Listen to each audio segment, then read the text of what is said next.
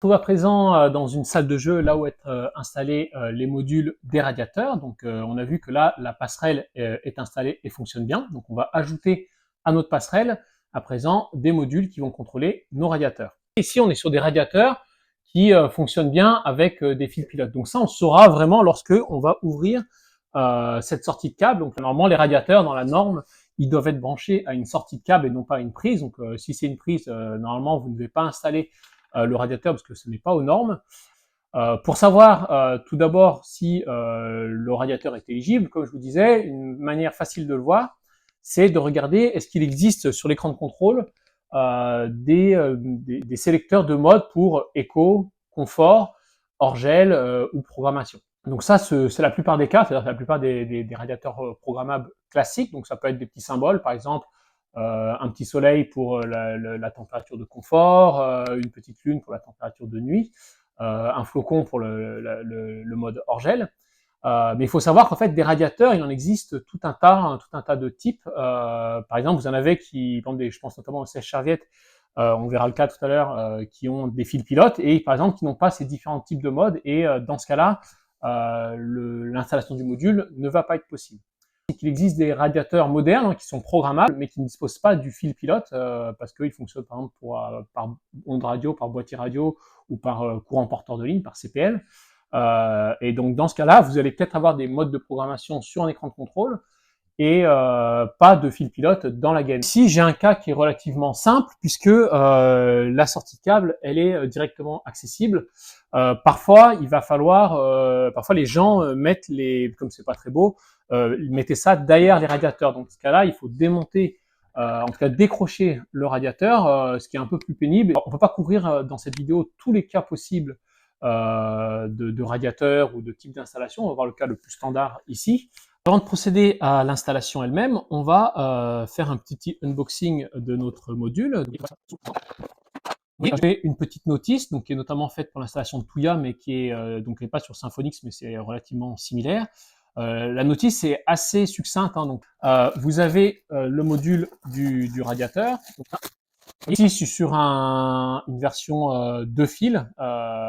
Parfois, c'est possible que vous ayez qu'un fil, parce qu'en fait, il y a un fil qui ne nous servira pas. On a une sonde de température, donc c'est pas une antenne radio. Ici, vous avez deux boutons.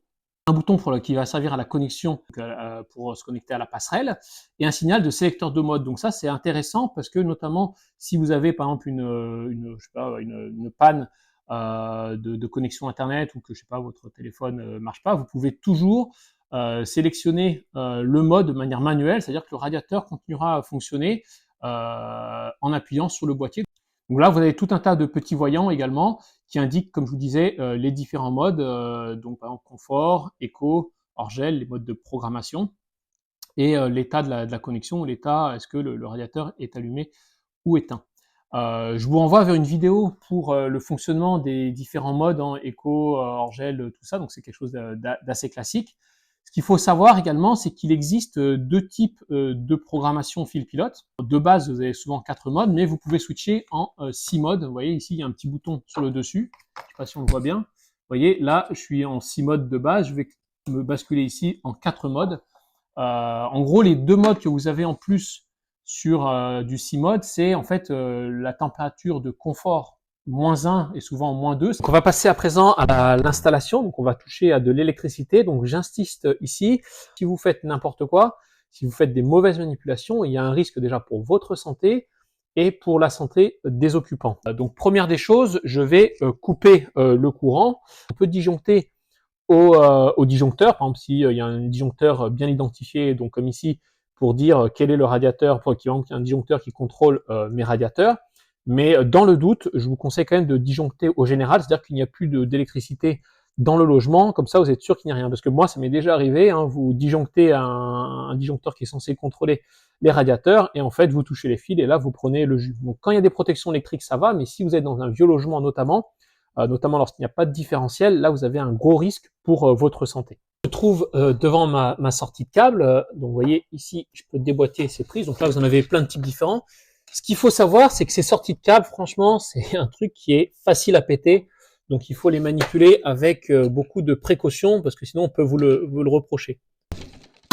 Donc comme vous voyez ici, j'ai des petits ergots, des petits clips, parce qu'en fait la plaque est juste clipsée. Vous voyez ici, j'ai ces espèces de clips là, c'est très facile à casser. Vous voyez, il y a très peu de plastique et ça pète très souvent. Donc, vous voyez ici, on peut déboîter en haut, on peut déboîter là comme je vous disais. Mais moi, je préfère faire sur le noir d'abord. Donc il y en a en haut et en bas. Voilà. Donc, une fois que ça vient, vous voyez, là, c'est plus simple à décrocher. Je vais essayer de faire ça délicatement, parce que comme je vous dis, ça s'enlève, ça se pète très facilement. Je vais juste dévisser mon câble pour le libérer. Donc ici, j'ai des dominos. Okay, donc normalement, les dominos, c'est pas terrible, donc dire que c'est plus trop norme. On a plutôt normalement ce qu'on appelle des wagos. D'ailleurs, j'ai un petit wago, je sais pas si on le voit bien, pour la terre. En fait, il faut savoir que ces radiateurs, comme ils ont une double isolation, ils n'ont pas besoin d'être accordés à la terre. Ce que je constate, c'est que j'ai bien mon fil pilote, comme généralement, il est mis dans un domino en attente. Donc ça, c'est ce que vous allez trouver la plupart du temps.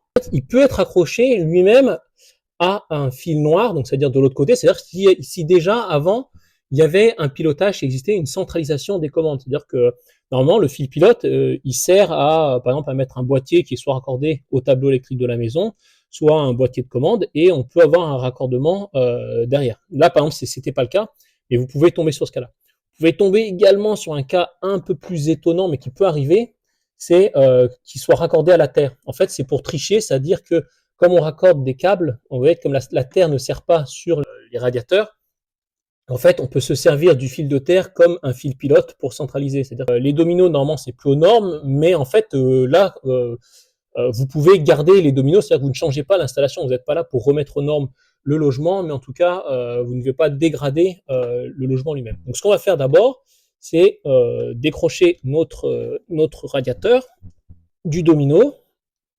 Petite remarque, vous voyez, un radiateur, ça a presque toujours des fils souples. En tout cas, moi, personnellement, j'en ai jamais vu avec des fils rigides. Peut-être que ça existe également.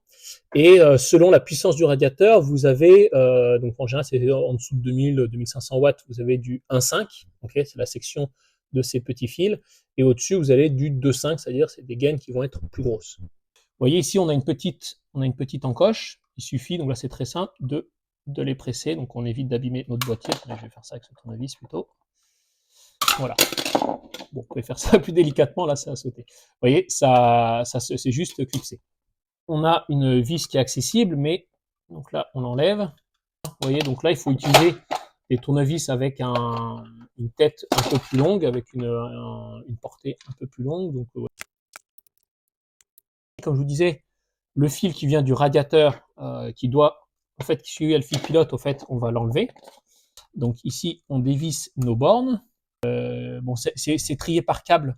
Donc, du coup, vous voyez, vous avez neutre, phase, pilote. Ce qui est un peu dangereux, donc là, il faut faire très attention. C'est que vous voyez ici sur ces bornes, comme vous avez quand même le neutre qui est proche de la phase, donc là, vous voyez, différence de potentiel, il y a un risque d'arc électrique. Il faut vraiment que votre branchement soit propre. C'est-à-dire que ils auraient pu faire un truc, par exemple, en mettant les rouges ensemble, les bleus ensemble, pour limiter, ou par exemple avec le noir au milieu, pour limiter les risques d'arc électrique. Donc, je vais dévisser mes bornes de mon câble qui va vers mon radiateur. Donc, il y a des cas, comme je vous disais, où vous n'avez pas ce câble, donc vous n'avez pas de problème. Vous voyez ici, moi j'ai un câble qui est avec du fil de 2,5, c'est-à-dire c'est plutôt du gros fil, donc ça c'est plutôt bien, parce que c'est-à-dire qu'ils ont prévu le cas avec pour les plus gros radiateurs, donc il y a peu de risque de surchauffe des fils. Donc il est possible que dans votre cas, notamment si vous avez qu'un seul fil, qu'on vous fournisse deux types de stoppers, donc selon la type de gaine. Donc vous voyez ici, moi je suis sur mon radiateur, je suis sur de la gaine avec du fil de 1,5. Là c'est du 2,5, donc bon j'en ai pas sous la main, mais c'est du coup le stopper va être un peu grand. Donc je vais essayer de récupérer celui-là. Donc là c'est un cas qui peut vous arriver. C'est un peu chiant à récupérer parce qu'il est un peu collé. Et le stopper en fait il sert à ce que vous voyez ce câble-là, si je tire dessus, en fait, ils ne glissent pas, ils ne viennent pas. C'est-à-dire que si les enfants jouent, que ça s'arrache pas du bornier. Mais il y a un sens, ok, il ne faut pas qu'ils glissent. Donc, vous voyez, il faut que l'espèce de bout arrondi soit sur l'extérieur, en fait, pour retenir l'arrachement possible du câble. On peut rajouter un peu d'épaisseur au niveau du câble pour que ce soit pas fasse son travail. Ah, voilà, je mets mon stopper avec ce qu'il faut de scotch. Donc, il faut que j'ai une certaine résistance. En fait, quand ça sera compressé, je vais garder les fils longs, mais vous pouvez les couper parce que là, ils sont un peu trop longs. Donc là, c'est une partie importante puisque là, il y a un risque d'arc électrique si on fait n'importe quoi. Et ici, mes fils, ils étaient dans des dominos avant, donc ils sont très très longs. Vous voyez là, par exemple, j'ai beaucoup trop long de fils. Si je mettais ça comme ça, vous voyez, j'aurais un risque. Vous voyez, par exemple, là, c'est vraiment ce qu'il ne faut pas faire. Vous voyez, là, le fil vient s'écraser, il fait une boule, et vous voyez, vous avez un peu de cuivre, un peu de fil de cuivre. Bon, là, je fais n'importe quoi exprès, mais vous voyez, là, on aurait des petits fils qui se baladent. Donc là, ça, c'est très dangereux, comme je vous disais, puisque là, si vous avez le neutre ici, le bleu, donc ici, c'est du gris, vous avez un risque de court-circuit, en tout cas, surtout si c'est une petite section, ça risque de chauffer, et ça peut prendre feu. Donc, vous voyez, donc là, il y a plusieurs solutions. On va couper notre fil assez court. Il ne faut pas faire non plus trop long. Donc là, c'est un fin dosage. Vous voyez, on peut le glisser dans sa borne. Donc là, c'est bien au préalable de dévisser au maximum les bornes. Vous voyez ici, si vous n'avez pas de petit fil, en fait, si vous n'avez pas de risque de fil qui va se balader du bleu vers le rouge, ça va. Mais on n'en est jamais sûr. Donc moi, ce que je vous conseille, dans ce cas-là, c'est d'utiliser ce qu'on va appeler des cosses, hein, comme je vous disais. Donc les cosses, c'est très très simple, c'est très rigolo à faire. Je vais tourner mon torsadé, mon fil souple.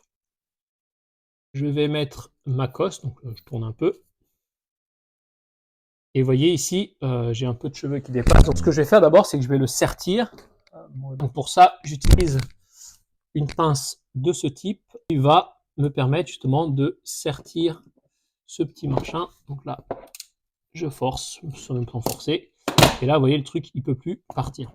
Donc ça, c'est très bien. Donc là, je découpe l'excédent de cheveux. Donc là, j'ai directement la bonne longueur qu'il me faut. Vous voyez. Donc je fais ça sur tous mes fils.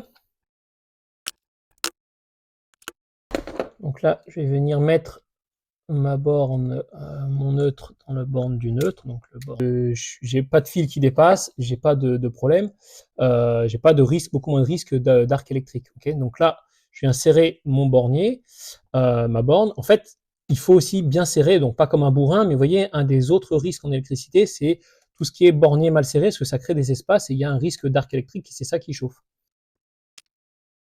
Comme je vous disais, j'ai un peu trop de fil, j'aurais pu couper, mais là c'est juste pour la démonstration, mais n'hésitez pas à le faire dans votre cas. À partir de là, il faut que je refixe mon câble. Donc là, il n'y a pas vraiment de mon module. Il n'y a pas vraiment de cas idéal. Hein. Vous voyez ici, en fait, ce qu'il faut bien penser, c'est juste à ce que la sonde de température va vers le bas. Hein. En fait, là, sinon, vous serez à l'envers. On va fixer le module. Donc là, en fait, on a deux choix. Soit on prend par des chevilles, c'est-à-dire qu'on fait une fixation au mur. Et le cas le plus rapide, c'est de prendre cette espèce de double face pour aller au plus vite. Et je colle mon espèce de double face. Là, je m'aide d'un petit niveau. Je pousse, j'appuie.